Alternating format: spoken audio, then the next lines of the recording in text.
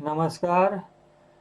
ભૌતિક વિજ્ઞાનના પ્રવાહ વિદ્યુતના ત્રીજા ટીચિંગમાં આપણે વિશેષ તો ઓહમના નિયમની મર્યાદાઓ, દ્રવ્યોની અવરોધકતા અને એનો તાપમાન ઉપર આધાર અને તાપમાન ગુણાંક તથા જે પ્રેક્ટિકલ ઉપયોગ થાય છે એવો અવરોધના કલર કોડિંગની થિયરી અને એને ડીકોડ કેવી રીતે કરાય એ તથા છેલ્લે વિદ્યુત પાવર શું છે આ બધું આપણે વિશેષ સમજવાના છીએ.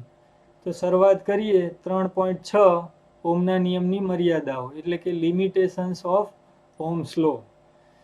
જો ઘણા બધા પદાર્થો છે, સુવાહકો અને અવાહકો, બરાબર, મુખ્ય બે પ્રકાર પડે વિદ્યુતની દ્રષ્ટિએ. તો ઓહમનો નિયમનું પાલન છે એ મોટા ભાગના તમામ સુવાહક દ્રવ્યો એ વધુ ઓછા પ્રમાણમાં કરે જ છે, પણ એમાં અપવાદ પણ છે. વળી ઓહમનો નિયમ એ સાર્વત્રિક નિયમ નથી, બરાબર. એ ખાસ પરિસ્થિતિ પૂરતો અને ખાસ પ્રકારના પદાર્થોને જ લાગુ પડે છે. મોટા ભાગના સુવાહક પદાર્થો માટે આપણે એવું કહી શકીએ કે આઈ એ વિના સમપ્રમાણમાં છે, બરાબર, નિશ્ચિત પરિસ્થિતિ હેઠળ. જો ઓહમના નિયમનું પાલન થતું હોય અને જો આપણે આલેખ દોરીએ તો આવી સુરેખા મળે.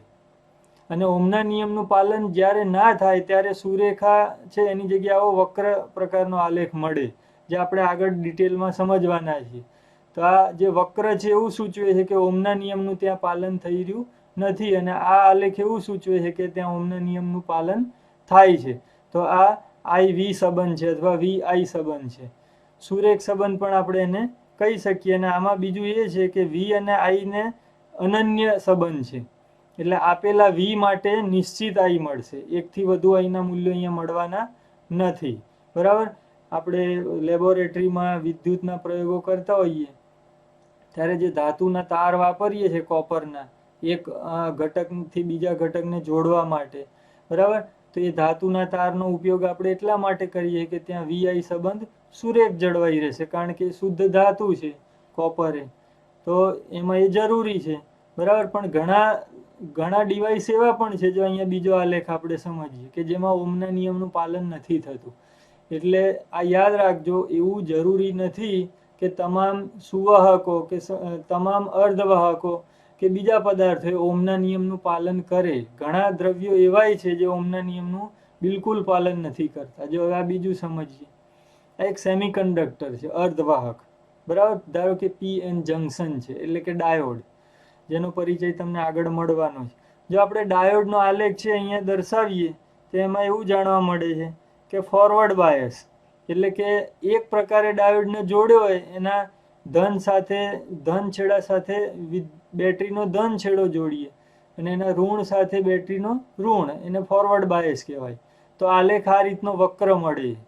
હવે અહીંયા મેં તમને સમજાવ્યું, વક્ર આલેખનો મતલબ થાય ઓહમના નિયમનું પાલન થતું નથી. ત્યાં શરૂઆતમાં સ્થિતિમાન એટલે વોલ્ટેજ આપણે લાગુ પાડીશું તો પ્રવાહ ઉદ્ભવશે જ નહીં, અને પછી ઘણો બધો ઉદ્ભવશે, એટલે કે આવો એક વક્ર આલેખ મળ્યો છે, બરાબર. આ ફોરવર્ડ બાયસની સ્થિતિ કહેવાય. તો ધન સાથે ધન અને ઋણ સાથે ઋણ હોય ત્યારે આવો આલેખ મળે, એટલે ઓહમના નિયમનું પાલન નથી. અને જે પ્રવાહ રચાયો એ પણ મિલી એમ્પિયરના ક્રમનો છે એવું કહેવાય. જો આપણે બેટરીને ઊંધી જોડી દઈએ એ જ ઘટક સાથે તો પાછો આલેખ આવો મળે, અને રિવર્સ બાયસ કહેવાય. ધન સાથે ઋણ અને ઋણ સાથે ધન જોડવાનું. તો આ જે આલેખ છે એના ઉપરથી એવું કહી શકાય કે અહીંયા જો પ્રવાહ માઇક્રો એમ્પિયરના ક્રમનો છે. હવે મિલી અને માઇક્રોમાં તો ઘણો મોટો તફાવત છે, એટલે પ્રવાહ ખૂબ ઓછો મળી રહ્યો છે. વળી અહીંયા ઓહમના નિયમનું બિલકુલ પાલન નથી થઈ રહ્યું. આલેખ છે તદ્દન વાંકો ચૂકો છે, વક્ર કરતાંય જુદો છે. તો અહીંયા ઓહમના નિયમનું પાલન કોઈ પણ રીતે થઈ રહ્યું નથી. તો અસુરેખ અને ધ્રુવીય સંબંધ છે એવું કહેવાય. સુરેખ તો છે જ નહીં, બીજું ધ્રુવીય છે. એ કઈ રીતે કે આલેખ છે એ કઈ પ્રકારનો મળશે એનો આધાર તમે ધન અને ઋણ કેવી રીતે જોડ્યું છે એના ઉપર પણ છે. પ્રવાહ કેટલા પ્રમાણમાં અને કેવો ઉત્પન્ન થશે એનો આલેખ જોડાણનો પ્રકાર પણ છે. એટલે અહીંયા ઓહમના નિયમનું બિલકુલ પાલન થઈ રહ્યું નથી. ઇલેક્ટ્રોનિક ડિવાઇસ છે એની અંદર આ પ્રકારના જે ઘટકો છે, ડાયોડ છે, પછી ભવિષ્યમાં ટ્રાન્ઝિસ્ટર આવશે, FET, બરાબર, આઈસીઓ છે, આ બધા સેમિકન્ડક્ટર ડિવાઇસ છે એ ઓહમના નિયમનું પાલન કરતા નથી, એવું અહીંયા સાબિત થાય.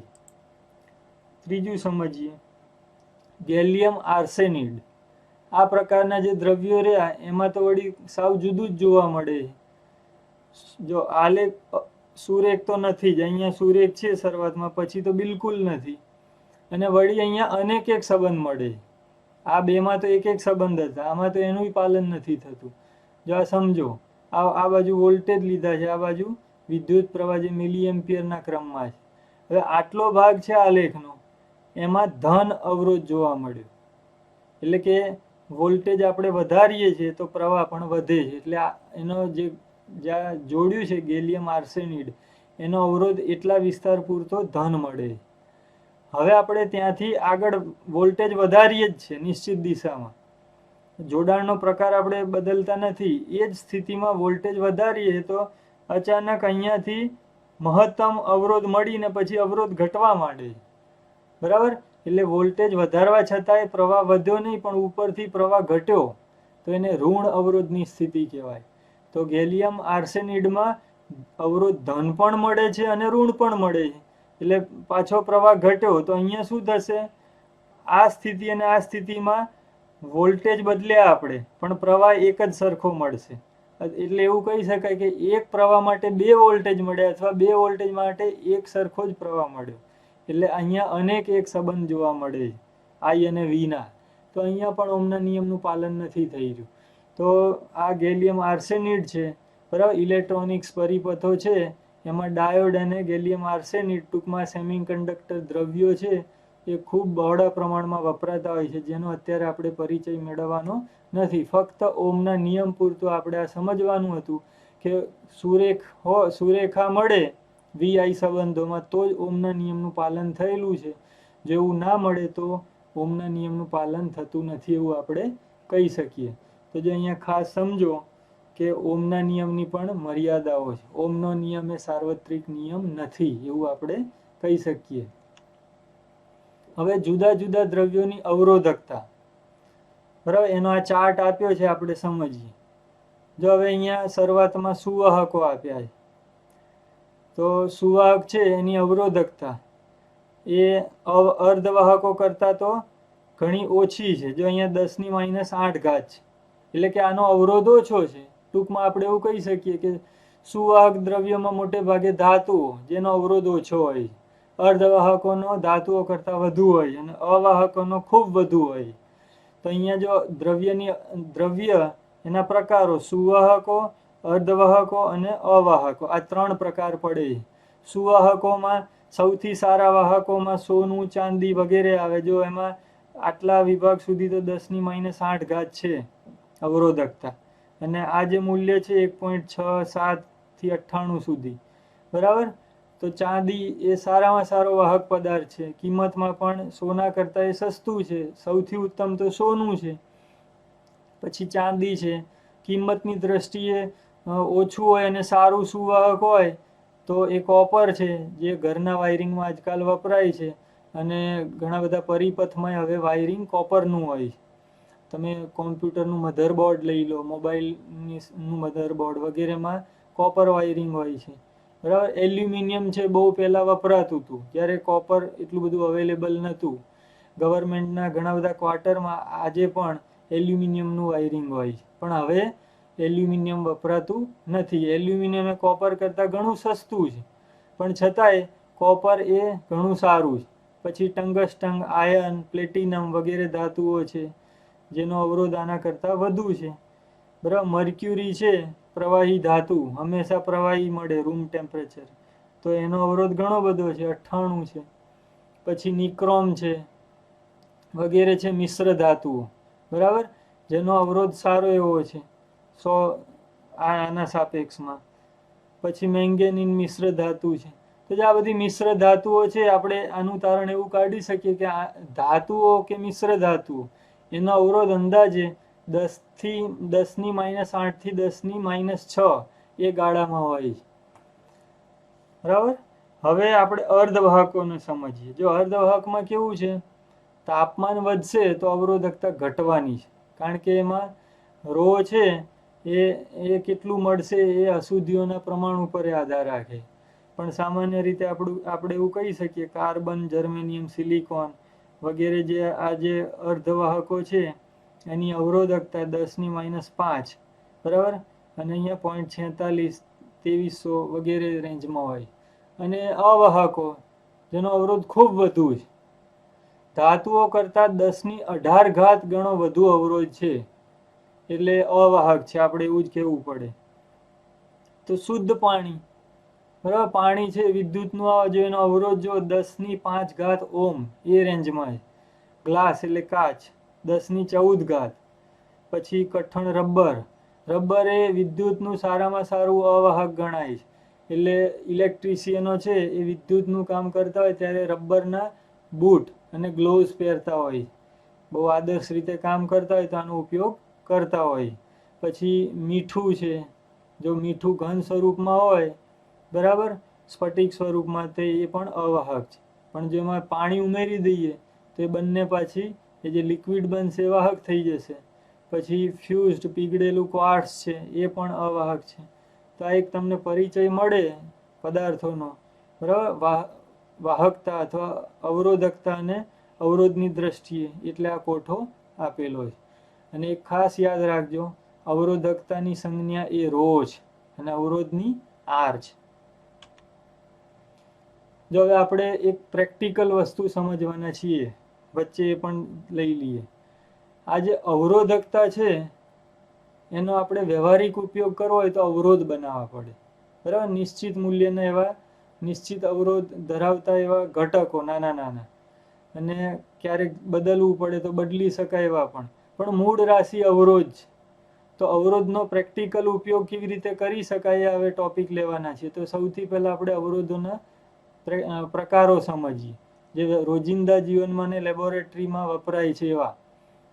આમ તો કોઈ પણ દ્રવ્ય હોય એ અવરોધ છે, પણ એને આપણે ઉપયોગમાં લેવું હોય તો એને આવી રીતે નિશ્ચિત રીતે એને ડિઝાઇન કરવું પડે.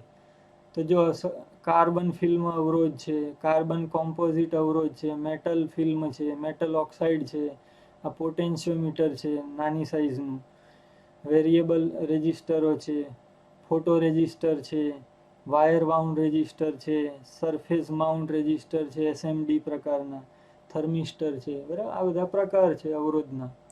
હવે એમાંય વિશેષ કરીને આપણે સમજવાના છીએ વાયર બાઉન્ડ રેઝિસ્ટર અને કાર્બન રેઝિસ્ટર. આપણા ટેક્સ્ટબુકમાં બેનો ઉલ્લેખ કરેલો છે અને પ્રયોગશાળામાં મોટે ભાગે આ વપરાતા હોય. જો ગુજરાતીમાં બંધિત તાર અવરોધો, અથવા તો ઘણીવાર આને વાયર વાઉન્ડથી પણ ઓળખવામાં આવે. એના નામ પ્રમાણે આમાં મિશ્ર ધાતુઓ, મેંગેનીન, કોન્સ્ટન્ટન અને નિક્રોમ જેવી ધાતુઓનું એક ગૂંચડું, આ રીતે સ્પાઇરલ આકારનું, એ કોઈ સિરામિકનો જે બેઝ હોય એના ઉપર અથવા તો અવાહક દ્રવ્ય ઉપર આ રીતે એક ગૂંચડું બનાવીને વીંટાળી દીધું હોય, બરાબર, અલગ કરીને. તો એ જે બનશે એ આખું વાયર બાઉન્ડ રેઝિસ્ટરથી ઓળખાય. અને એમાં સગવડ માટે આવી રીતે બે કનેક્ટર આપેલા હોય છે, વાયર લીડ કહી દો એને. તો આવી એની રચના છે વાયર બાઉન્ડ રેઝિસ્ટરની, બરાબર. આ પણ નાનાથી લઈ અને મોટી સાઇઝના આવે છે. તમે પ્રયોગશાળામાં રિયોસ્ટેટ જોયું હશે.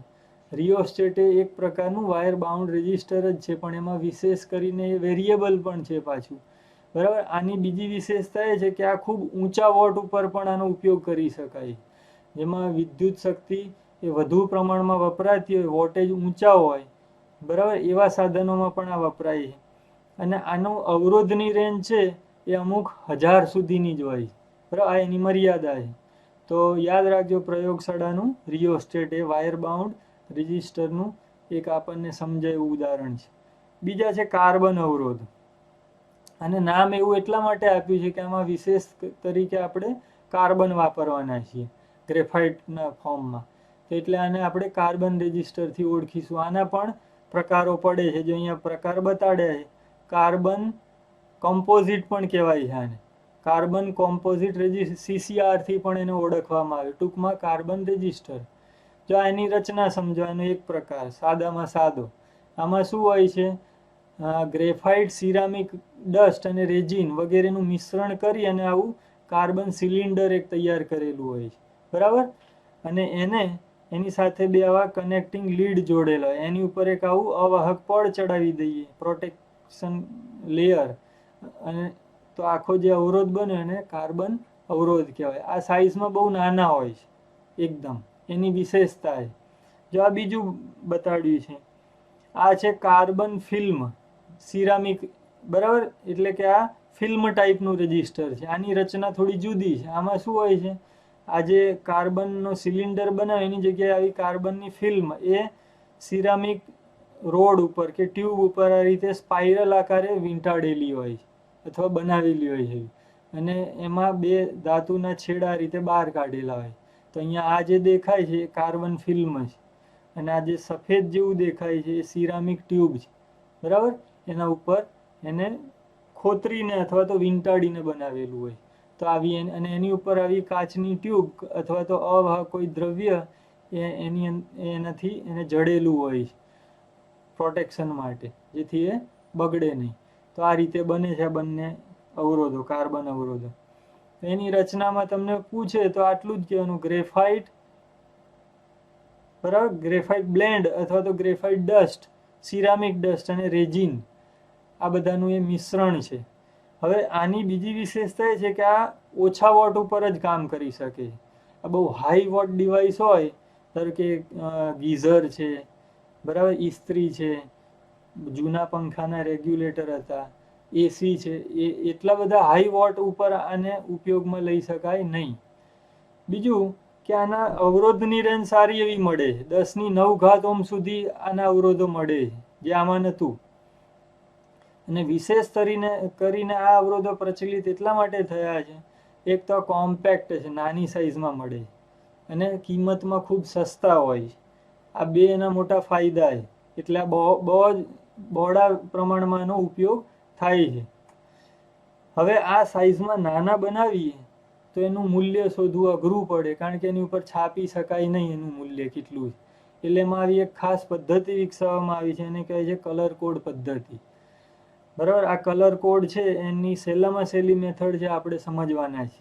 આ કલર કોડમાં આપણે 3 પટ્ટા અને એક ટોલરન્સનો ચોથો બેન્ડ અથવા પટ્ટો, એ પદ્ધતિ જ આપણે સમજવાના છે. આ પટ્ટા 4, 5 અને 6 સુધી પણ હોઈ શકે. તો તમે આ લાઈનમાં આગળ વધશો તો ભવિષ્યમાં તમને શીખવા મળશે. અત્યારે આપણે 4 બેન્ડ કલર કોડ મેથડ છે એ જ સમજવાના છીએ. તો જો અહીંયા એક ઉદાહરણ સ્વરૂપે વાસ્તવિક અવરોધ અહીંયા દર્શાવેલો, એનો ફોટો. આ જે અહીંયા મેં તમને રચના સમજાવી, આ વાસ્તવિક અવરોધ, એની ઉપર આ કલરના પટ્ટા દર્શાવેલા છે. જો તમે આ કોડિંગ શીખી લો તો આ પટ્ટાને જોઈને એક સામાન્ય એવી ગણતરી કરીને આનું મૂલ્ય કેટલું છે એ તમે જાણી શકો. તો હવે હું તમને સમજાવું છું કે આ કલર કોડ ઉપરથી એને ડીકોડ કેવી રીતે કરવું અથવા તો એનું મૂલ્ય કેવી રીતે શોધવું. તો બહુ ઇન્ટરેસ્ટિંગ છે, બહુ મજાનું છે, બરાબર. પરીક્ષાની દ્રષ્ટિએ પણ આ MCQ ટૂંકા પ્રશ્ન અને થિયરી સ્વરૂપે આવે એવું છે.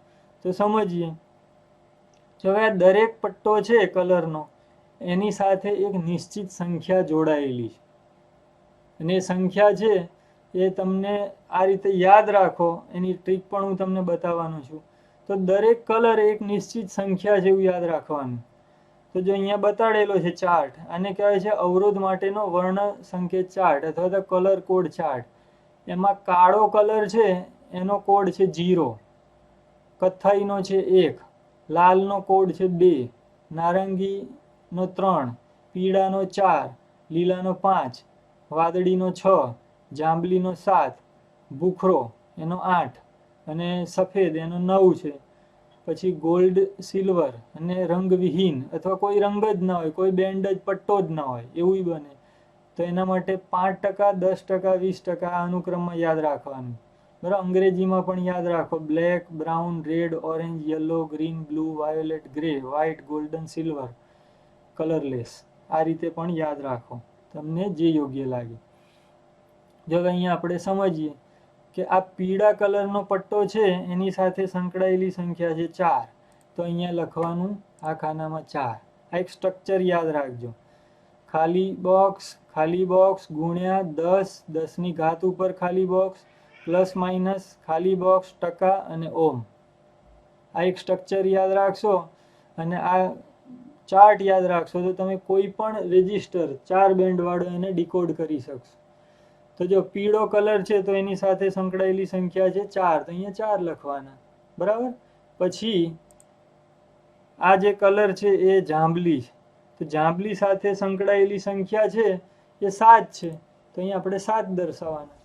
એ રીતે ત્રીજો પટ્ટો છે નારંગી, તો નારંગી સાથે 3 છે, તો અહીંયા 10 ની ઘાતમાં 3 દર્શાવો. અને છેલ્લો છે ગોલ્ડન, ગોલ્ડ કલર, તો ગોલ્ડ કલર માટે 5 છે, તો અહીં ત્યાં 5 લખી દો. બરાબર. તો મૂલ્ય થશે 4 7 ગુણ્યા 10 ની 3 ઘાત, 10 ની 3 એટલે 1000, અને 47 સાથે ગુણવાનું એટલે 47,000 વત્તા ઓછા 5% અને ઓમ.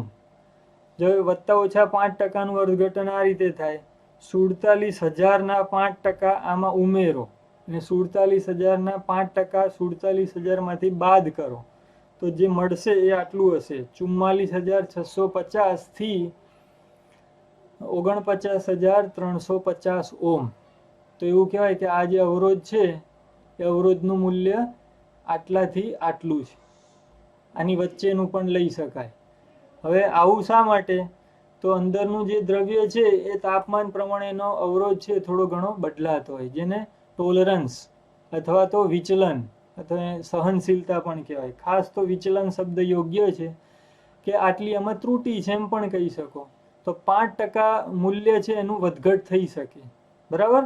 એટલે 47,000 ઓમનો કોઈ રજિસ્ટર આપણે લગાડીએ તો એક્ઝેક્ટ 47,000 ઓમ જ નું મૂલ્ય એનું નહીં રહે, 5% એમાં વધઘટ પણ થઈ શકે એવું માનવાનું. તો કોઈ પણ અવરોધ હોય, કાર્બન અવરોધ અથવા તો આવો નાનો કોમ્પેક્ટ અવરોધ, એની ઉપર જો આવું કલર કોડિંગ કર્યું હોય તો એનું મૂલ્ય આપણે આ રીતે શોધવાનું હોય.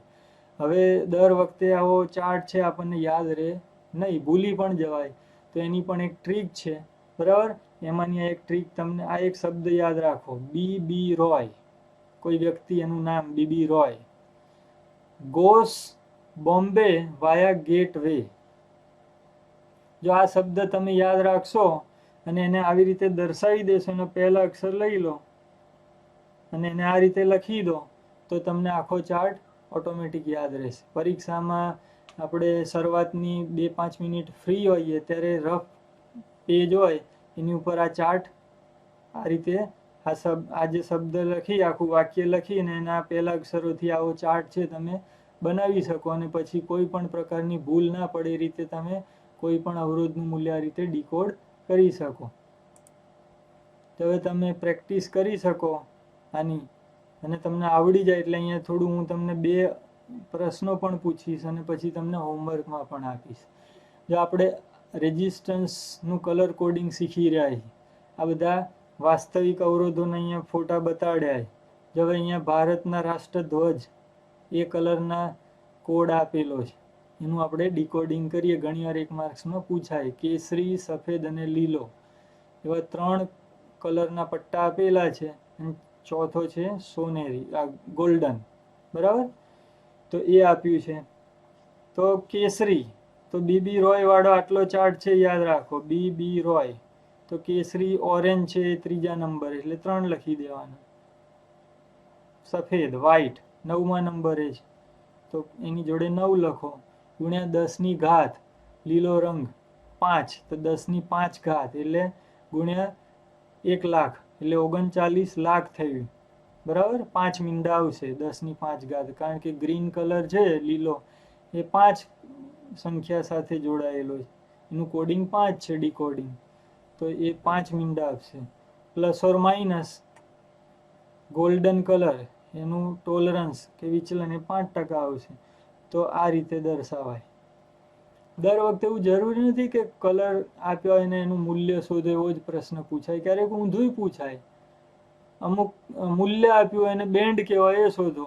ક્યારેક એવું પૂછાય 2 બેન્ડ આપ્યો હોય અને બાકીના 2 બેન્ડ શોધો.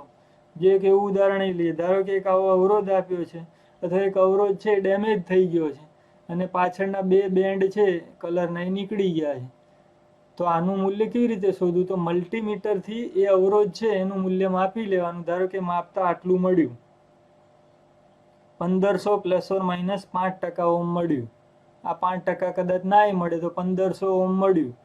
તો 1500માં 1 છે તો 1 સાથે સંકળાયેલી સંખ્યા એ બ્રાઉન છે, બરાબર, એ આપણને અહીં દેખાય ચેક થાય છે. 5 તો 5 સાથે સંકળાયેલી ગ્રીન છે, હવે એ પણ મળે. હવે 2 મીંડા આવે, 2 શૂન્ય, તો 2 શૂન્ય ક્યારે મળે? 100, એટલે કે 10^2 ઘાત. તો 10^2 ઘાત એટલે 2 આવે તો રેડ આવે, બરાબર. અને 5% છે તો આ ગોલ્ડન આવે. તો જો આનું ડીકોડિંગ કરીએ તો જો અહીં મળી ગયું, રેડ મળ્યો. એટલે આપણે કહી શકીએ આ 2 શૂન્ય છે એટલે રેડ પટ્ટો હશે અને છેલ્લો ગોલ્ડન હશે. જો આ રીતે પૂછાય, આ પણ શીખવાનું. જો આ બાકીના તમને હોમવર્કમાં આપું છું, જે તમે જાતે એનું ડીકોડિંગ કરી અને અવરોધ શોધજો. હજી પણ બીજી એક્સરસાઇઝ છે, આ પણ જોઈ લો, બરાબર. આનું પણ તમે ઘરકામમાં આ દરેક અવરોધનું કલર કોડ છે એના ઉપરથી ડીકોડિંગ કરજો.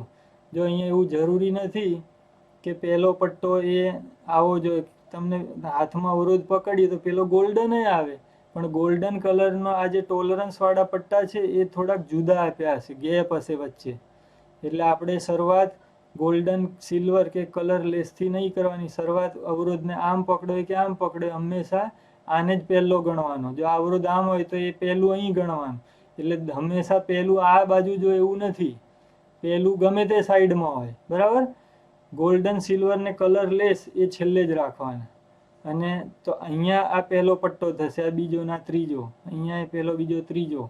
જો આગળ મેં જે બતાડ્યું હતું એમાં અહીંયા ગોલ્ડન આપ્યું છે તો આ પહેલો પટ્ટો નથી, પહેલો આ છે, અને અહીંયા પહેલો આ છે. આ ખાસ યાદ રાખજો, બરાબર. તો આ બધું તમે હોમવર્કમાં કરજો અને પ્રેક્ટિસ કરશો તો હંમેશ માટે આવડી જશે. હવે આપણે અવરોધકતાનો તાપમાન પરનો આધાર છે સમજીએ. Temperature dependency of resistivity. તો જો આ ટોપિકમાં એવું છે કે ધાતુઓમાં તાપમાન બદલતા અવરોધકતા બદલાય છે, એ આપણે આગળ જોયું. અને એનું કારણ છે એ અંદર ઇલેક્ટ્રોનની જે અથડામણો રહી એ વધી જાય. ધાતુઓ માટે ખૂબ ઊંચા કે ખૂબ નીચા તાપમાને આ સંબંધ જળવાતો નથી, બરાબર. આ પણ ખાસ ધ્યાનમાં રાખજો. ધાતુઓ માટે નાના અને મર્યાદિત તાપમાનના ગાળા માટે ρ વિરુદ્ધ T સંબંધ સુરેખ હોય છે. એ હમણાં આપણે આલેખો પણ જોવાના છીએ. તો આ ધાતુઓ માટે આ ખાસ છે. ρ T સંબંધ છે એ નાના અને મર્યાદિત ગાળા માટે જ એ સુરેખ સંબંધ મળે છે, પછી મળતો નથી. હવે પ્રયોગો અને અનુભવો ઉપરથી સાબિતી વગર આ એક સૂત્ર મેળવવામાં આવેલું, અને અનુભવિક અથવા ઇમ્પેરિકલ ફોર્મ્યુલા કહેવાય. જે અવરોધકતા આપેલા તાપમાને ધાતુની અવરોધકતા ρ T, એ T નો મતલબ થાય આપેલા તાપમાને અવરોધકતા, એ શોધવી હોય તો જૂના તાપમાને અથવા તો અગાઉના તાપમાને અવરોધકતા કેટલી હતી એ ખબર હોય, અને ρ0 કહીશું, એટલે કે T0 તાપમાને અવરોધકતા, અથવા તો T સિવાયના જૂના તાપમાનેની અવરોધકતા. પછી આખી એક રાશિ છે બ્રેકેટમાં 1 + આલ્ફા T - T0. T શું છે? આપેલું તાપમાન, આ T અને આ T સેમ છે. બીજું સંદર્ભ તાપમાન, આ 0 હતું એ અહીંયા T0 સંદર્ભ તાપમાન, એ બેનો ડિફરન્સ છે, બરાબર. આપેલું તાપમાન અને સંદર્ભ તાપમાન, આ રાશિ થઈ. અને અહીંયા જે આલ્ફા રહ્યું ને ખૂબ મહત્વનું છે. એ આલ્ફાને કહેવાય છે અવરોધકતાનો તાપમાન ગુણાંક. એ જે તે દ્રવ્ય માટે અલગ અલગ હોય, એની વિશેષતા પણ છે. ધાતુઓનો જે આલ્ફા છે હંમેશા ધન હોય છે, અને અર્ધવાહકનો આલ્ફા એટલે કે તાપમાન ગુણાંક એ ઋણ મળે છે. આ બે યાદ રાખજો, ટૂંકા પ્રશ્નમાં પૂછાય એવું છે. અને બીજું એનો એકમ, તાપમાન ગુણાંક છે એનો એકમ છે તાપમાન ઇનવર્સ, એટલે 1/, તાપમાન છે. Centigrade inverse, Kelvin inverse, Fahrenheit inverse, એ રીતે કહી શકીએ. અને એ રીતેનું પારિમાણિક સૂત્ર પણ તમારે યાદ રાખવાનું. તો જો આ સૂત્ર છે એનો આપણે દાખલા ગણવામાં ઉપયોગ કરવાના છે, એ આ સૂત્ર ખાસ યાદ રાખવાનું છે. હવે એના આલેખો પણ સમજીશું અને એનો એક ચાર્ટ પણ સમજીએ. જો ધાતુનો આલ્ફા ધન છે અને અર્ધવાહકોનો આલ્ફા ઋણ છે. આ આલ્ફા એટલે અવરોધકતાનો તાપમાન ગુણાંક છે પદાર્થનો. તો અવરોધકતાનો તાપમાન ગુણાંક છે, આ એના એકમ છે, બરાબર. એનું સૂત્ર પણ આપ્યું છે. દ્રવ્ય છે, જો સુવાહકો ચાંદી છે તો 0.0041 છે, આ બીજા દ્રવ્યોનું પણ આપેલું છે આ રીતે. એ રીતે અર્ધવાહકો, જો અહીંયા ખાસ તો આ સુવાહકોનું એ ધન મળ્યું છે અને અર્ધવાહકો એનું ઋણ છે, તમે અહીંયા ખાસ નોંધો. બરાબર. જો મેં તમને હમણાં આલેખની વાત કરી કે અવરોધકતાનો તાપમાન પરનો આધાર છે, એ આપણે આલેખથી પણ સમજવાનો. Temperature dependency of resistivity. જો અહીંયા જે અલગ અલગ છે ધાતુઓ, મિશ્ર ધાતુ અને અર્ધવાહકો, એ ત્રણેયના આપણે આલેખ સમજીએ. આ બાજુની અક્ષ છે એમાં અવરોધકતા લીધી છે અને આ બાજુ તાપમાન લીધું છે આ બધામાં. હવે અહીંયા શું થાય છે, તાપમાન વધારીએ છીએ ધાતુઓમાં તો આલેખ આ રીતે આગળ વધે છે. હવે વક્ર નેચર છે. કોઈક જગ્યાએ બહુ મર્યાદિત ભાગ પૂરતું એ સુરેખ છે એવું કહી શકાય. તો ધાતુઓ છે, કોપર છે, એલ્યુમિનિયમ, ગોલ્ડ, સિલ્વર વગેરે, એ બધા માટે 0 થી નીચે આ સંબંધ સુરેખ રહેતો નથી. ખૂબ નીચા તાપમાને સુરેખ નથી આ, અને ખૂબ ઊંચા તાપમાને પણ એ સુરેખ નથી. મધ્ય ભાગ છે એમાં એ સુરેખ મળે. એટલે તાપમાન વધતા રો વધે છે એવું કહેવાય. બરાબર. જો એ પણ આ યાદ રાખો, તાપમાન વધે છે n એટલે અંદર ઇલેક્ટ્રોનની સંખ્યા જે રહી મુક્ત ઇલેક્ટ્રોનો એ બદલાવાના નથી, એટલે અચળ છે એમ માનો. તાપમાન વધે એટલે મુક્ત ઇલેક્ટ્રોનની આયનો સાથેની અથડામણો વધી જશે, એટલે રિલેક્સેશન ટાઈમ છે ઘટશે. બરાબર. ટાઉ ઘટે છે. બીજું કે અવરોધ વાહકતા છે ઘટે છે, એટલે અવરોધકતા વધે છે અને પરિણામે આપણે જાણીએ છીએ R બરાબર ρ L/A, એટલે કે અવરોધ વધવાનો છે એ નિશ્ચિત છે. ρ વધે એટલે R વધે જ. તો આ પણ એક મેમરી ટ્રીક છે, આ પણ ખાસ યાદ રાખજો. આ ત્રણેય માટે મેં અહીંયા આપેલું છે. એ જ રીતે મિશ્ર ધાતુઓ. મિશ્ર ધાતુઓના આલેખના મૂલ્ય જોઈએ તો એનો આલેખ લગભગ સીધો જ, બહુ ફેર પડતો નથી. તો જો મિશ્ર ધાતુઓ નિક્રોમ, મેંગેનીન, કોન્સ્ટન્ટન, આ બધી ધાતુઓ છે વિશેષ તરીકે વપરાય. જ્યારે આપણે ઊંચા તાપમાને કોઈ વસ્તુનો અવરોધ બનાવીએ અને છતાં એનો અવરોધ બદલાવો ના જોઈએ તાપમાન વધારીએ ત્યારે આ ધાતુઓ છે એનો ઉપયોગ થાય. કોઈ પણ તાપમાને લગભગ એનો સંબંધ છે સુરેખ મળે. બરાબર. ટી વધારીએ તો રો લગભગ અચળ. તો આના માટે આપણે એવું કહી શકીએ મિશ્ર ધાતુઓ માટે તાપમાન વધશે તો અંદર મુક્ત ઇલેક્ટ્રોનની સંખ્યા કંઈ વધવાની નથી, અંદર જેટલા છે એટલા જ રહેશે. પણ અહીંયા ધાતુઓમાં જેમ ટાઉ રિલેક્સેશન ટાઈમ ઘટતો તો એટલા પ્રમાણમાં અહીંયા ઘટશે નહીં. અહીંયા સારો એવો ઘટે, અહીંયા ઘટશે પણ થોડો ઓછો. બરાબર. સિગ્મા છે એ પણ ઓછા પ્રમાણમાં અહીંયા ઘટે. તો એનો ફાયદો શું થશે કે રો બહુ નહીં વધે અને આર પણ બહુ નહીં વધે. એટલે ઊંચા તાપમાને જો અવરોધનું મૂલ્ય અચળ જાળવી રાખવું હોય તો આપણે એવું કહી શકીએ કે નિક્રોમ, મેંગેનીઝ ને કોન્સ્ટન્ટન જેવી મિશ્ર ધાતુ આપણે વાપરવી જોઈએ. એટલે જ વાયર વાઉન્ડ રેઝિસ્ટરમાં આ ધાતુઓ વપરાય, જેથી ઊંચા તાપમાને અવરોધનું મૂલ્ય બહુ બદલાય નહીં. ત્રીજું છે અર્ધવાહકો.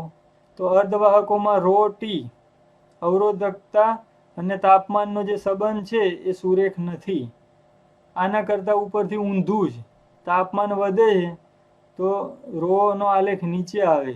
એટલે કે અર્ધવાહકોમાં તાપમાનના વધવાથી અવરોધકતા અને અવરોધ ઘટશે એવું આપણે કહી શકીએ. તો જો અવરોધ અર્ધવાહકોમાં સિલિકોન આવે, જર્મેનિયમ આવે, બીજા પણ છે, પણ આ શુદ્ધ અર્ધવાહકો જે વધુ પ્રચલિત છે એને આપણે યાદ કરીએ. સિલિકોનનો ઇલેક્ટ્રોનિક્સમાં ખૂબ ઉપયોગ થાય. બરાબર. એ પણ આગળ શીખવાના છે. જો આ સુરેખ સંબંધ છે એનો એમાં ફાયદો ઉઠાવવામાં આવે છે. તાપમાન વધતા રો ઘટે છે, એનું કારણ શું છે એ પણ તમે આગળ શીખવાના છો. બરાબર. એમાં અંદર હોલ હોય છે. બરાબર. જે સહસંયોજક બંધો રહ્યા એની અંદરના ઇલેક્ટ્રોનો છટકી જાય છે, હોલ બનાવે, જેથી આવું નેચર જોવા મળે છે કે તાપમાન વધે અને અવરોધ ઘટે છે.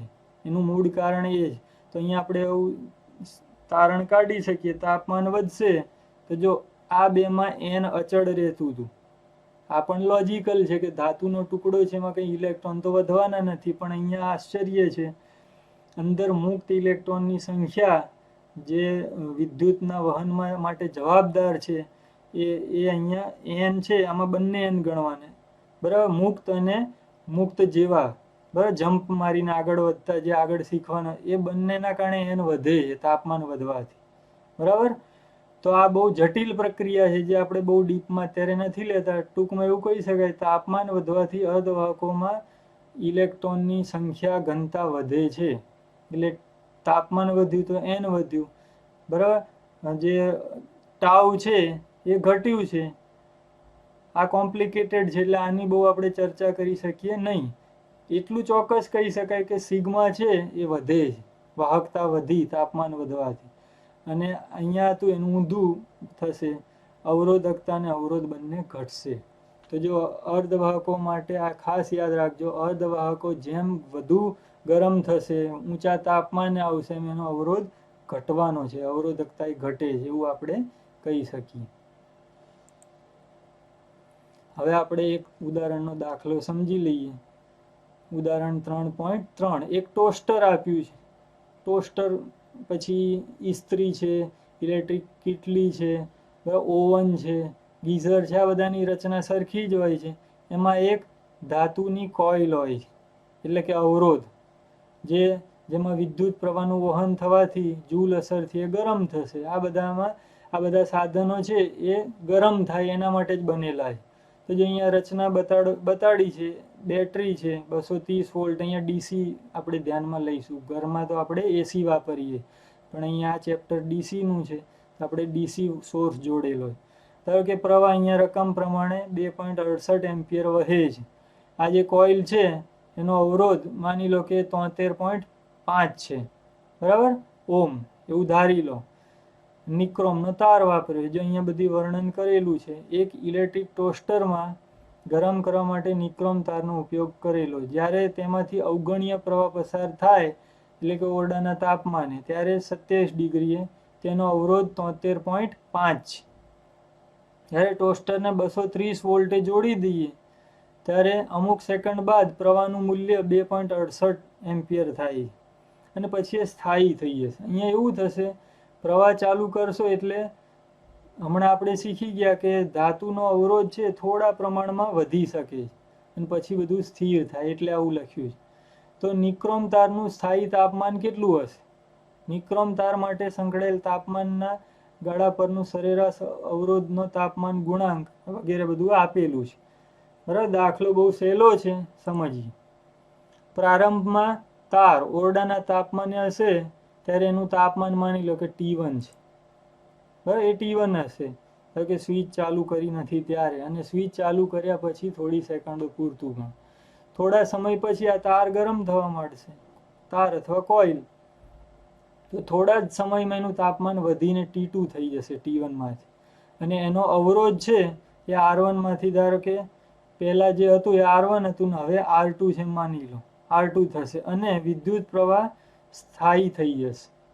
હવે તો સ્થાયી અવસ્થા માટે આપણે આવું લખી શકીએ, નવો અવરોધ R2 બરાબર જૂનો અવરોધ R1. જે આગળ જે અવરોધકતાનું આવું સૂત્ર લખ્યું હતું એના ઉપરથી અવરોધનું આપણે લખ્યું છે. R2 બરાબર R1 1 પ્લસ આલ્ફા અવરોધકતાનો તાપમાન ગુણાંક બ્રેકેટમાં T2 માઇનસ T1. હવે આમાં ખાલી કિંમતો જ મૂકવાની થાય. હવે આપણે શોધવાનું છે એ પ્રમાણે R2 બરાબર V ભાગ્યા I એવું લખી શકીએ અને પછી સૂત્રનો કરતા T2 માઇનસ T1 ને બનાવી અને બધી કિંમતો મૂકી દઈએ. બરાબર, આ ખાસ યાદ રાખજો. તો આવું કરવાથી અને આનું સાદુરૂપ આપો કેલ્ક્યુલેટરથી તો જવાબ આવશે 820 સેન્ટીગ્રેડ. જો આ હજી જવાબ નથી, આ શું મળ્યું? T2 માઇનસ T1 મળ્યું. આપણે શું શોધવાનું છે? નવું તાપમાન કેટલું? તો નવું તાપમાન શોધવા માટે શું કરવું પડશે? T2 ને કરતા બનાવો, T1 ને આ બાજુ લઈ જાય, એટલે 880માં ઓરડાનું તાપમાન ઉમેરી દો.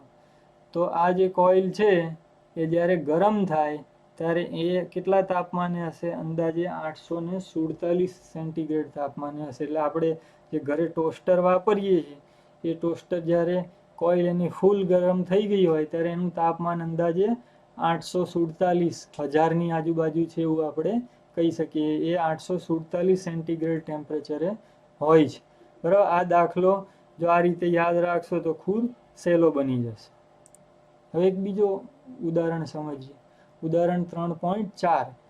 અહીંયા એક પ્લેટિનમ અવરોધ ધરાવતા થર્મોમીટરનો ઉપયોગ કરેલો છે. એને અલગ અલગ 3 પરિસ્થિતિમાં ઉપયોગ કર્યો છે: બરફ સાથે, વરાળ સાથે અને ગરમ પાણી હોટ બાથ ટબ એમાં. તો જો ત્રણેયના અવરોધો આપેલા છે કે બરફના તાપમાને 5 ઓહ્મ, બરફના તાપમાને 5 ઓહ્મ અને વરાળના તાપમાને 5.33 ઓહ્મ છે. જ્યારે થર્મોમીટરને હોટ બાથ ટબમાં ડુબાડવામાં આવે છે ત્યારે પ્લેટિનમ તારનો અવરોધ એ 5.795 ઓહ્મ મળે. તો બાથ ટબ છે એનું તાપમાન ગણો. હવે પહેલા તો આ પ્લેટિનમ અવરોધ થર્મોમીટર શું છે, બરાબર? જો અહીંયા એનું વાસ્તવિક ફોટો પણ મેં બતાવેલો. તમને એવું ના લાગે કે આ શું છે આશ્ચર્ય, તો અહીંયા આ એનું વાસ્તવિક થર્મોમીટર કેવું હોય અહીંયા દર્શાવેલું. એમાં પ્લેટિનમ ધાતુનો અવરોધ તરીકે ઉપયોગ કરેલો છે અને એમાં આપણે આ રીતે અવરોધ પણ માપી શકીએ અને તાપમાનનો અંદાજ પણ મળે. એટલે એને પ્લેટિનમ અવરોધ ધરાવતું થર્મોમીટર એ રીતે આપણે ઓળખીએ. જો આ દાખલામાં આટલી વિગતો આપેલી છે. R0 બરફ છે, એ બરફને જ્યારે ટચ કરીએ પ્લેટિનમ અવરોધ થર્મોમીટર તો અવરોધ કેટલો નોંધાય છે? 5 ઓહ્મ. વરાળ છે 100 ડિગ્રી હોય છે, આપણને ખ્યાલ છે, તો એ વખતે અવરોધ નોંધાય છે 5.23 ઓહ્મ. જો તાપમાન વધ્યું તો અવરોધ પણ વધ્યો. પછી હોટ બાથ ટબ, એમાં ઉકળતું પાણી છે એમ માની લો, તો એ વખતે જે અવરોધ છે એ નોંધાયેલો છે 5.795 ઓહ્મ અને એનું તાપમાન આપણને ખ્યાલ નથી એ કેટલું. એટલું તો આપણે આગાહી કરી શકીએ કે આ 5.23 ઓહ્મ છે અને આ 5.795 એટલે અવરોધ વધ્યો છે. તો આગળનું થિયરી વિચારો, અવરોધ વધ્યો છે તો તાપમાનનું શું થયું હશે? થોડુંક પ્રિડિક્ટેશન થાય એવું છે. જોઈએ આગળ જવાબ શું આવે છે. જો આ સૂત્ર લખી દેવાનું, બરાબર? પછી અહીંયા આપણે ટીને કરતા બનાવીએ, તો ટીને કરતા બને તો RT માઇનસ R0 બરાબર 1 પ્લસ આલ્ફા ટી, બરાબર? એક બાદ કરો, સાદું રૂપ આપો અને આલ્ફા ને છેદમાં લઈ જાઓ. આ બધું સાદું રૂપ આપશો તો ટી બરાબર આવું મળે. હવે એ ટીમાં કિંમતો મૂકી અને કેલ્ક્યુલેટરથી ગણતરી કરો તો જવાબ આવશે 345.65 ડિગ્રી સેન્ટીગ્રેડ. તો જે હોટ બાથ ટબ હતું એના જે પાણી છે ઉકળતું એનું તાપમાન આટલું છે, બરાબર? જો આટલું યાદ રાખશો આ સ્ટેપ તો આ દાખલો ખૂબ જ સહેલો છે. હવે આપણે સમજીએ 3.9 વિદ્યુત ઉર્જા અને પાવર એટલે કે કાર્ય ત્વરા, electric energy and power. Power એટલે શું એ તમે આમ તો 11મા ધોરણમાં શીખી ગયા છો. કાર્ય કરવા, એકમ સમયમાં થતું કાર્ય, અથવા એને આપણે કાર્ય ત્વરા પણ કહીએ અથવા એકમ સમયમાં થતું કાર્ય એ રીતે પણ ઓળખેલું. તો એ શું છે પાવર? વિદ્યુતની દ્રષ્ટિએ પણ આપણે સમજ. ધારો કે આવો એક પરિપથ છે, એક કોષ છે, વિદ્યુત દ્રાવણ છે, એમાં 2 સળિયા ડુબાડેલા છે. ટૂંકમાં એક સેલ તૈયાર કરેલો છે. આ છેડો ધન છે, આ છેડો ઋણ છે, બરાબર? અને આમાંથી આપણને વિદ્યુત શક્તિ મળશે. એની સાથે એક અવરોધ જોડ્યો છે. આ પરિપથ પૂર્ણ કરેલો છે જેથી આમાં વિદ્યુત પ્રવાહ રૈવાજિક રીતે આ રીતે ધનથી ઋણ વહેશે અને વાસ્તવિક પ્રવાહ આ રીતે વહેશે ઇલેક્ટ્રોન. હવે આ જે ધાતુનો તાર છે એની અંદર શું બની રહ્યું છે એ અહીંયા આપણે સમજીએ અને એનું પાવરનું સૂત્ર પણ સમજીએ. એટલે અહીંયા મુખ્ય રાશિ આ પાવર શું છે આપણે સમજવા જઈ રહ્યા છીએ. જો આ રીતે જોડ્યું હોય ત્યારે આ એ છેડો છે અવરોધનો.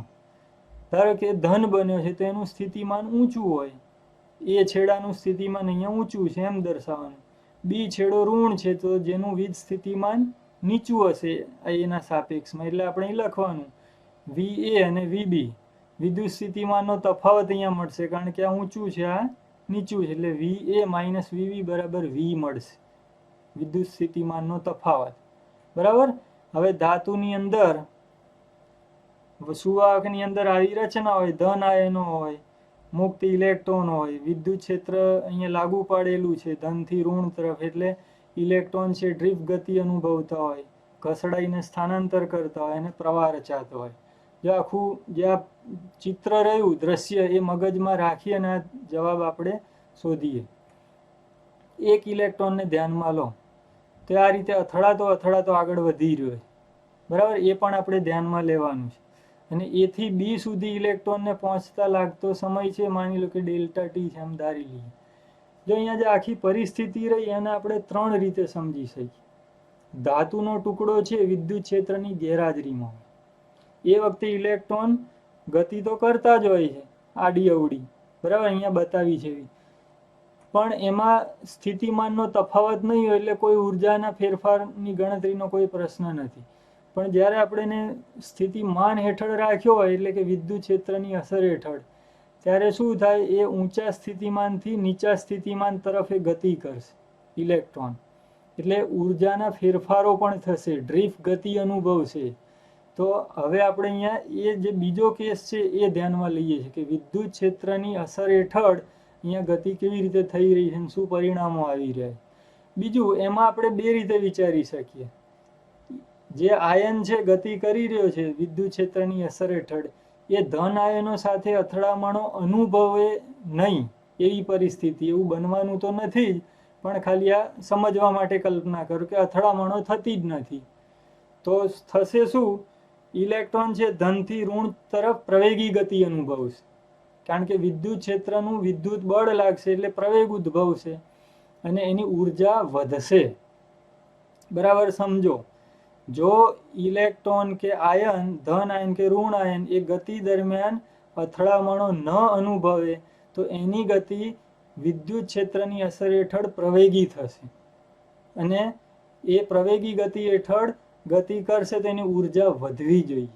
અને દરેક એક છેડેથી બીજા છેડે પહોંચે અને એમને એમ ચાલુ રહે તો ઇલેક્ટ્રોનની ઉર્જા વધતી જ જાય એવું બને. પણ એવું બનતું નથી. ખરેખર બને છે શું કે જ્યારે આપણે જોડીએ ત્યારે આપણે આગળ થિયરી શીખી ગયા કે ઇલેક્ટ્રોન પ્રવેગી ગતિ કરે છે, એના વેગની દિશા સતત બદલાય છે, એ રીતનો પ્રવેગ છે, છતાં એની ગતિ પાછી અચળ વેગી પણ છે, એના વેગનું મૂલ્ય નથી બદલાતું. તો એક રીતે જોવા જઈએ તો ધાતુની અંદર વિદ્યુત ક્ષેત્રની અસર હેઠળ ઇલેક્ટ્રોનની ગતિ એ અચળ વેગી ગતિ. તો પછી ઉર્જાનો ફેરફાર કેવી રીતે થશે, બરાબર. ખાસ હવે એ જ સમજવાનું કે ઇલેક્ટ્રોન ઊંચા સ્થિતિમાનથી નીચા સ્થિતિમાન તરફ જશે ત્યારે એને ઉર્જા મળે છે, છતાં પણ અહીંયા બી છેડે પહોંચે ત્યારે એનો વેગ પાછો અચળ રહે છે. તો એ જે ઉર્જા મેળવી એ ગઈ ક્યાં?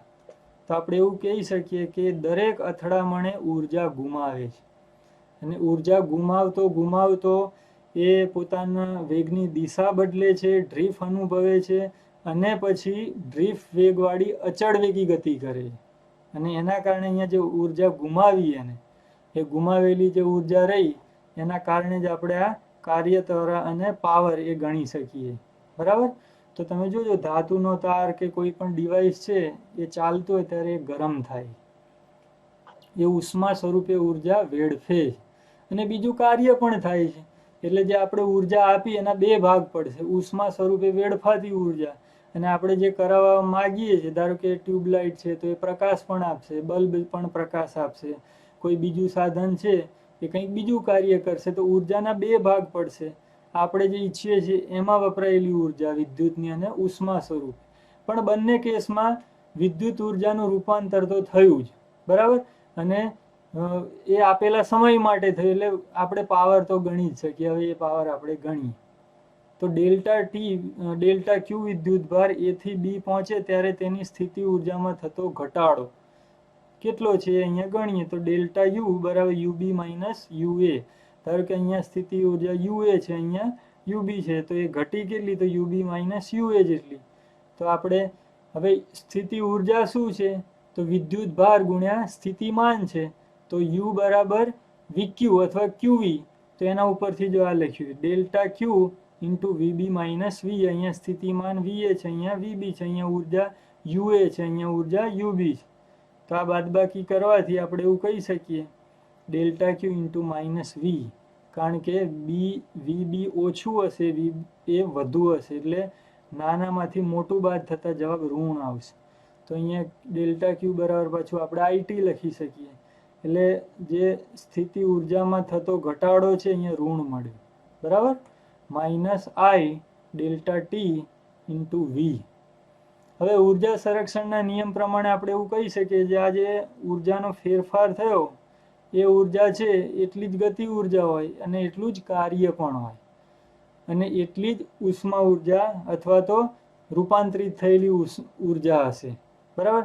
એ ખાલી હીટ હોય તો માત્ર હીટ લખવાની અને કોઈ બીજી યાંત્રિક ઉર્જા હોય તો એ આમાં સરવાળામાં આવશે. એને આપણે વ્યાપક રીતે કહીશું વિદ્યુતમાંથી રૂપાંતરિત થયેલી ઉર્જા, જે ઉષ્મા વત્તા યાંત્રિક પણ હોઈ શકે કે અન્ય પણ હોય. પણ આપણે બહુ સ્થૂળ રીતે જોઈએ અવરોધ જ હોય તો એમાં બીજી કોઈ ઉર્જા મળતી નથી, તો અવરોધમાં માત્ર ઉષ્મા ઉર્જા જ હોય. એટલે અહીંયા લખ્યું છે ડેલ્ટા યુ બરાબર ડેલ્ટા કે બરાબર ડેલ્ટા ડબલ્યુ બરાબર આપણે એચ લખી શકીએ, હીટ. તો આપણે આ બધાને સાર સ્વરૂપે લખી શકીએ માટે ડેલ્ટા ડબલ્યુ એટલે ઇલેક્ટ્રોન આ છેડેથી આ છેડે પહોંચે ત્યારે થયેલું કાર્ય. ડેલ્ટા ડબલ્યુ બરાબર આ ધન સ્વરૂપમાં લઈ લઈએ I delta T into V. હવે કાર્ય ભાગ્યા સમય કરી દો એટલે પાવર મળે. Delta W by delta T બરાબર આઈ વી. બરાબર. તો આને હવે પાવર કહી દેવાનું અને એમને રહેવા દે. વી આગળ લખો, આઈ પાછળ, એટલે સૂત્ર મળ્યું પાવર બરાબર વી ગુણ્યા આઈ, સ્થિતિમાન ગુણ્યા વિદ્યુત પ્રવાહ, જેને પાવરથી ઓળખવામાં આવે. આ પાવરના બીજા સૂત્રો પણ મળે. જો આની અંદર પાછું આપણે વી બરાબર આઈ આર લખી દઈએ તો પી બરાબર આઈ સ્ક્વેર આર પણ લખી શકાય અને આઈ બરાબર વી ભાગ્યા આર લખો તો પી બરાબર વી સ્ક્વેર ભાગ્યા આર પણ મૂકી શકાય. તો પાવરના ત્રણ સૂત્રો છે, ત્રણે યાદ રાખવાના. પી બરાબર વી આઈ, પી બરાબર આઈ સ્ક્વેર આર અને પી બરાબર વી સ્ક્વેર અપોન આર. જે રાશિ આપી હોય એ પ્રમાણે ત્રણમાંથી કોઈ પણ એકનો ઉપયોગ તમે કરી શકો. જો હવે અહીંયા બીજી નોંધવા જેવી બાબતો કઈ છે, પાવર છે એ આવે છે ક્યાંથી? બરાબર. આમાં ઉષ્મા ઉદ્ભવી ખરેખર કોના કારણે?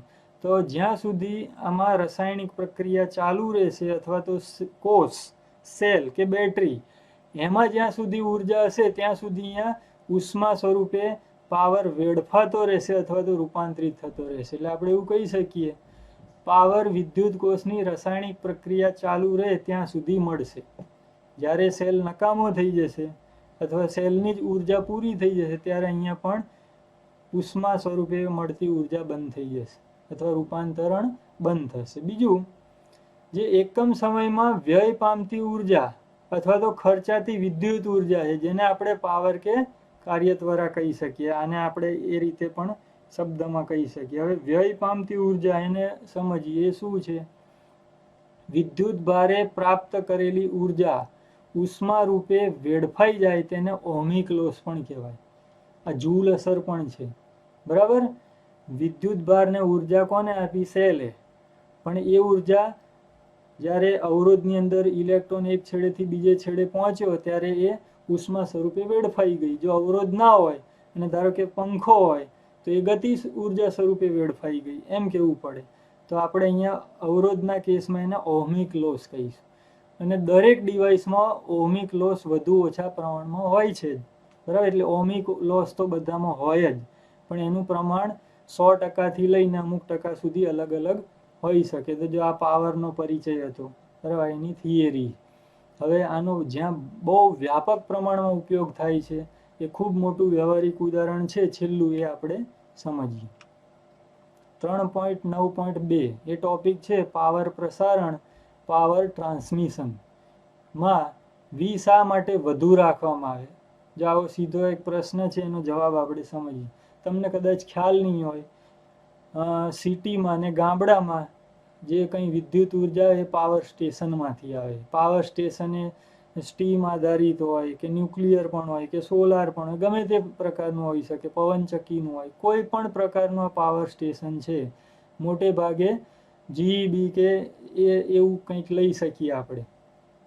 ધારો કે આ વિદ્યુત પાવર સ્ટેશન, ત્યાં સ્ટીમ વાળું હોય તો કોલસા સળગાવીને વિદ્યુત ઉર્જા મેળવવામાં આવે છે. ટર્બાઇનને ફેરવીને આપણે ડાયનેમો ફેરવીએ, જનરેટર. બરાબર. એ જનરેટરથી આ જનરેટ થાય એસી વિદ્યુત અને પછી એનું વિતરણ થાય. તો એના માટે આવી વ્યવસ્થા હોય. જો અહીંયા થોડુંક સ્થૂળ રીતે બતાવેલું છે કે પાવર સ્ટેશનમાં પાવર ઉદ્ભવે છે, બરાબર, મેળવવામાં આવે છે. એને આપણે જનરેટ થયો છે એમ જ કહીશું, કારણ કે આખી પ્રક્રિયા એવી. ખરેખર તો ઉર્જાનો ઉદ્ભવ કે નાશ નથી, એ ફક્ત રૂપાંતરણ છે. પણ અહીંયા આપણે ઉત્પાદન કરીએ છીએ એટલે આપણે એને જનરેટર કહીશું. હવે એમાં આ રીતે વાયરો હોય છે. એ વાયરોથી એ આપણા ઘર સુધી કે ફેક્ટરી સુધી પહોંચે છે.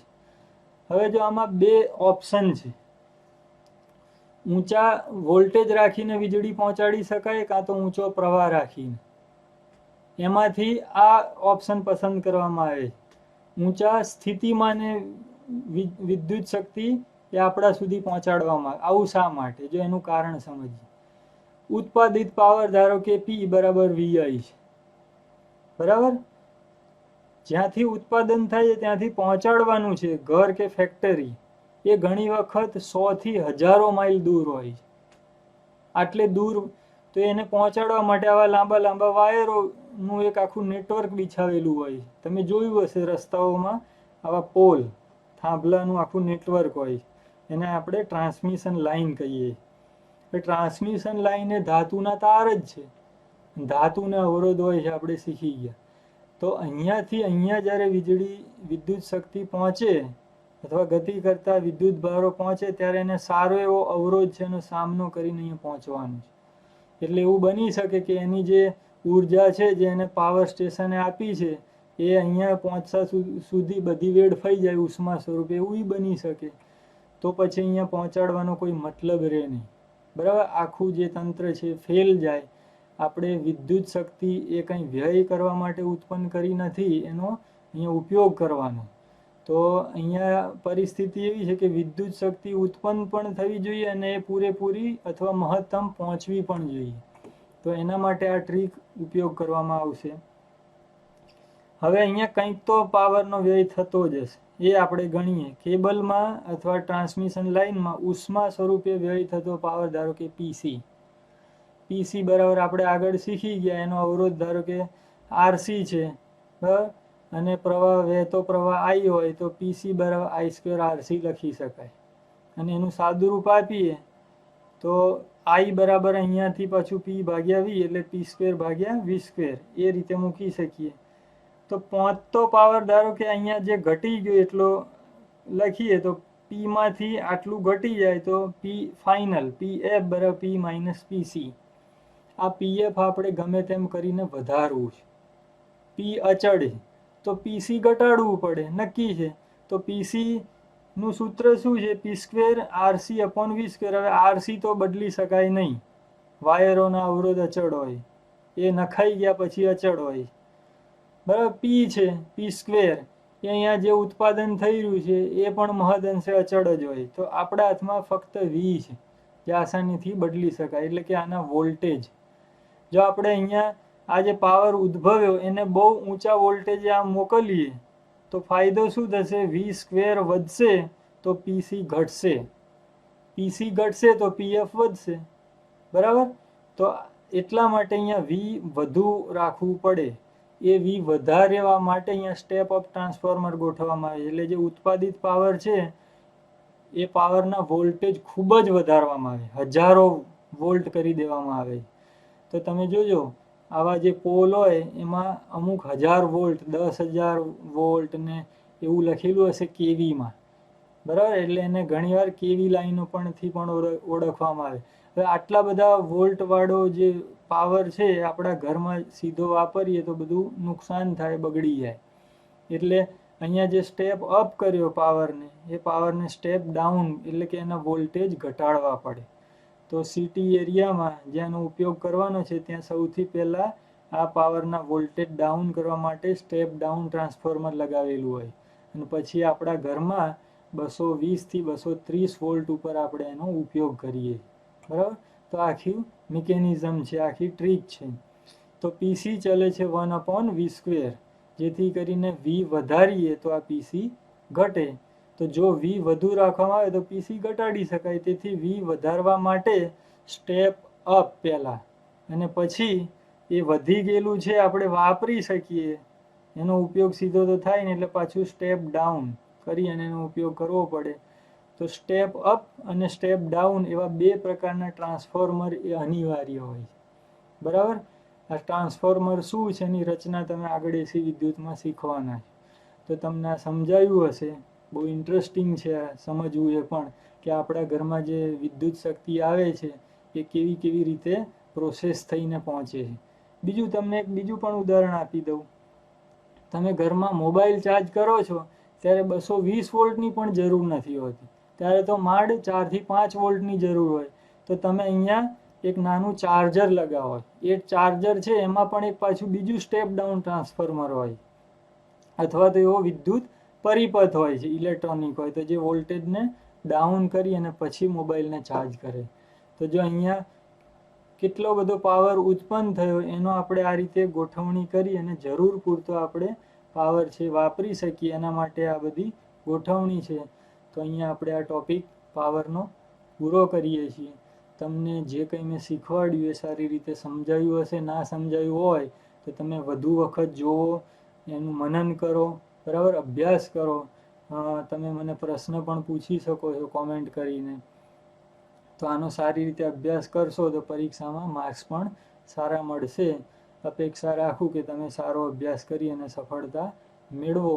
અહીંયા આપણે આજનું લેક્ચર છે, આ સેશન પૂરું કરીએ છીએ. Thank you. જય સ્વામિનારાયણ.